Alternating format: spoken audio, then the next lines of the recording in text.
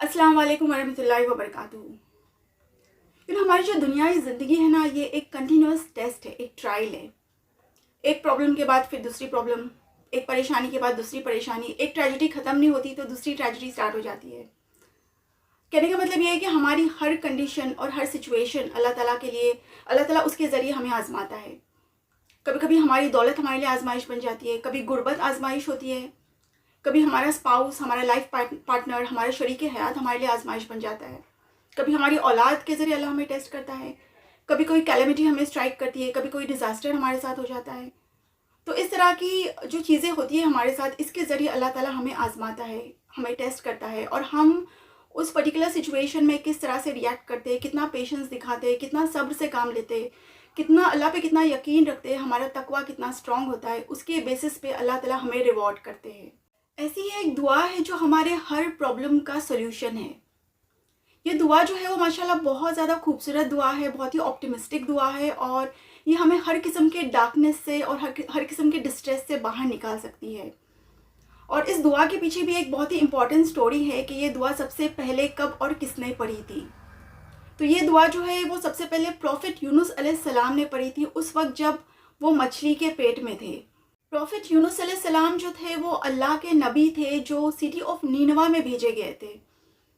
और ये जो सिटी है वो आज की डेट में नॉर्दर्न इराक के किसी रीजन में एक एंशियंट सिटी हुआ करती थी।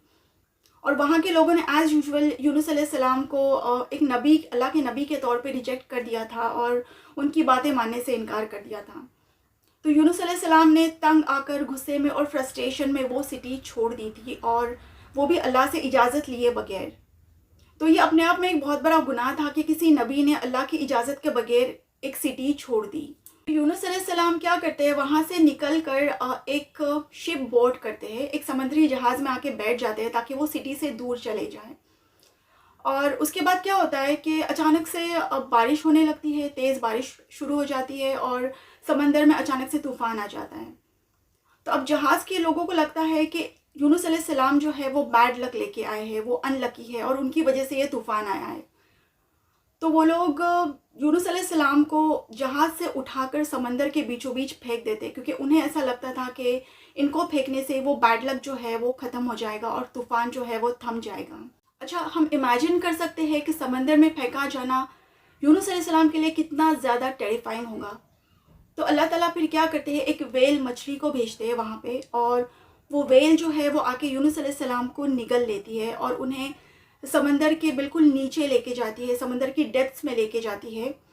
और यूनुस अलैहिस्सलाम की हालत बिल्कुल ऐसी होती है कि ना वो सांस ले पाते हैं, ना उन्हें कुछ दिखाई देता है, क्योंकि एक तो रात का अंधेरा होता है, उसके बाद समंदर का अंधेरा होता है, और उसके अलावा वेल के इनर चेम्बर का अंधेरा होता है।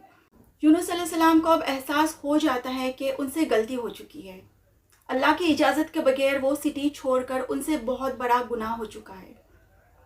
और अल्लाह कुरान में कहता है सूरह अल अंबिया की आयत नंबर 87 में कि फनादा फिज़ ज़ुलुमात। यूनुस अलैहिस्सलाम को रियलाइज़ होता है कि उन्हें अब अल्लाह की ज़रूरत है। तो वो क्या कहते हैं, फनादा फिज़ ज़ुलुमात अल्ला इलाहा इल्ला अंता सुब्हानक इन्नी कुन्तु मिनज़ ज़ालिमीन। समंदर की गहराइयों से वो अल्लाह को पुकारते हैं। ला इलाहा इल्ला अंता सुब्हानक का मतलब है कि अल्लाह के सिवा कोई भी इबादत के काबिल नहीं, कोई भी ग्लोरीफाई करने के काबिल नहीं। तमाम तारीफ़ें सिर्फ़ और सिर्फ अल्लाह के लिए है और अल्लाह ही के लिए है।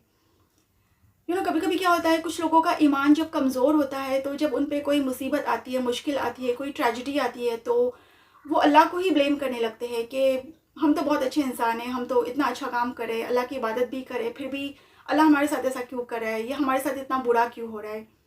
जबकि अल्लाह ताला हमें हर हाल में आजमाता है, हर हाल में हमारा ट्रायल होना है।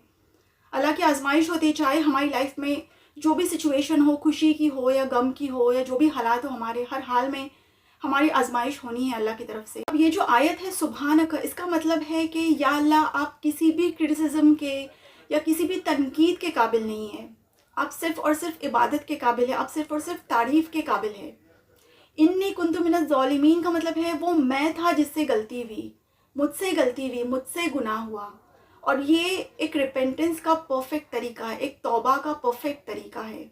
जब हम ये कहते हैं कि ला इलाहा इल्ला अंता सुब्हानक इन्नी कुन्तु मिनज़ ज़ालिमीन, یہ کہنے کا مطلب ہے کہ ہم ایک طرح سے افرم کر رہے ہیں اللہ کے پرفیکشن کو اور اپنے امپرفیکشن کو.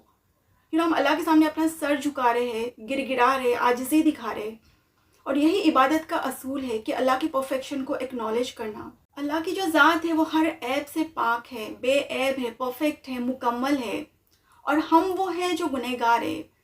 ہم سے گناہ ہوتا ہے، ہم گناہ کرتے ہیں، ہم میں بہت ساری برائیاں ہیں، ہم میں بہت ساری خامیاں ہیں، بہت سارے امپرفیکشنز ہیں ہم میں. اس کے بعد یونس علیہ السلام کے ساتھ یہ ہوتا ہے کہ وہ ویل جو ہے وہ سمندر کی گہرائی سے نکل کر شور پہ چلی جاتی ہے، کنارے پہ جاتی ہے، اور وہاں یونس علیہ السلام کو اپنے منہ سے باہر اسپٹ کر دیتی ہے، باہر پھینک دیتی ہے منہ سے باہر. اور اس طرح سے ان کی جان بچ جاتی ہے، اللہ تعالیٰ ان کی جان بچا لیتے ہیں.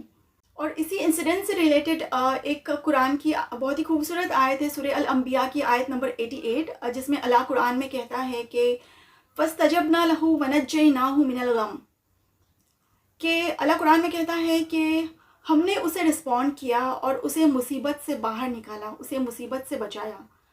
ٹھیک ہے. اور پھر اللہ آگے کہتا ہے کہ وَكَذَلِكَ نُنْجِي الْمُؤْمِنِينَ، اور اسی طرح سے ہم ہر مومنین کو مصیبت سے باہر نکالیں گے. جو پریشانی میں ہوگی اور جو اس طرح سے ہمیں یاد کرے گا تو ہم اسے بھی مشکل سے اور مصیبت سے، ڈسٹریس سے باہر نکالیں گے. آئی ہوپ آپ نے آج کی ویڈیو سے کچھ لرن کیا. اگر ویڈیو آپ کو اچھی لگی ہو تو اس کو لائک کیجئے اور میرے چینل کو بھی سبسکرائب کر دیجئے. تو پھر ملتے ہیں اگلی ویڈیو میں انشاءاللہ. تب تک کے لیے اپنا خیال رکھیے اور مجھے بھی اپنی دعاؤں میں یاد رکھیے.